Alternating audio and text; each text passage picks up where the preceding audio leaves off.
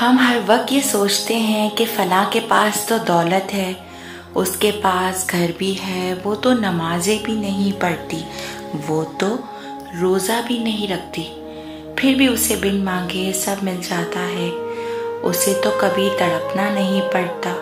میں تو نماز بھی پڑھتی ہوں، صدقہ بھی دیتی ہوں، کوئی نماز قضا بھی نہیں ہوتی، میں تو راتوں کو اٹھ کر اس سے رو رو کر گر گرا کے دعا مانگتی ہوں، لیکن پھر بھی میری پکار وہ نہیں سن رہا۔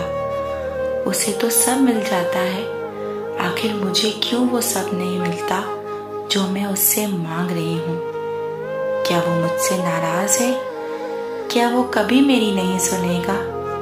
کیا میں ایسے ہی مانگتے مانگتے اس دنیا سے چلی جاؤں گی؟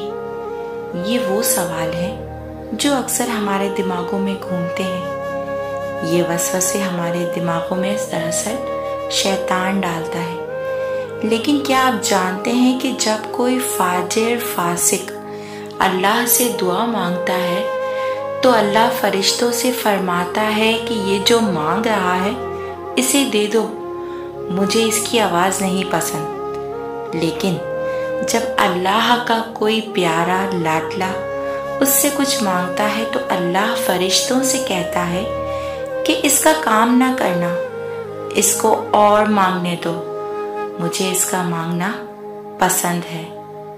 اب ذرا سوچیں کہ وہ کتنا خوش نصیب ہے کہ جو دعا مانگے اور اللہ فرشتوں سے فرمائے کہ اس کا کام نہ کرنا۔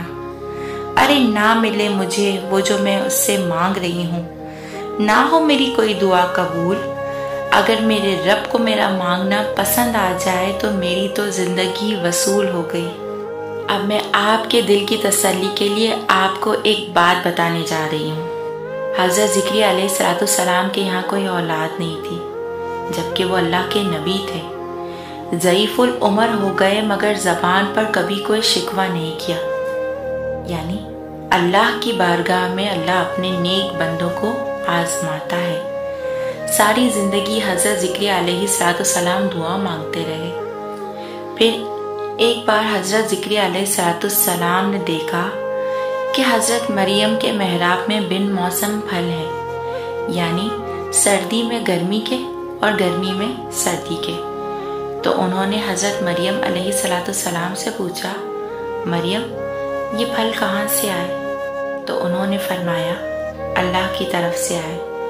یہ دیکھ کر حضرت زکریا نے رب تعالیٰ سے عرض کی کہ اے رب، مریم کے پاس اس محراب میں بن موسم پھل آ سکتے ہیں، تو میرا تو موسم بھی اولاد کا جا چکا ہے، میں ضعیف ہو چکا، اور میں اس محراب میں تجھ سے دعا کرتا ہوں کہ تو مجھے بھی بیٹا عطا فرما۔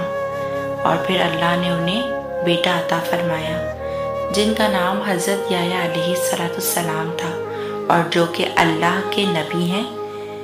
اس بات سے کیا ثابت ہوا؟ یہی کہ ہمیشہ اپنے رب پہ بھروسہ کرو، کیونکہ اس سے بڑھ کر کس پر بھروسہ کیا جا سکتا ہے۔ آپ والدین ہو کر اپنے بچوں کو ان کی پسند کی چیز نہیں دیتے، چاہے وہ کتنا بھی روئیں گر گرائیں، کیونکہ آپ جانتے ہیں کہ وہ جو مانگ رہے ہیں وہ ان کے حق میں بہتر نہیں، تو وہ تو رب ہے۔ جب آپ والدین ہو کر اپنے بچے کا صحیح اور غلط کا فیصلہ کر سکتے ہیں تو وہ تو رب ہے۔ اگر میں رو رہی ہوں اور تب بھی وہ مجھے نہیں دے رہا تو بھروسہ کریں کہ یہی میرے لیے بہتر ہے کہ کہیں مل جائے تو میں اس کے ملنے پر تباہ نہ ہو جاؤں۔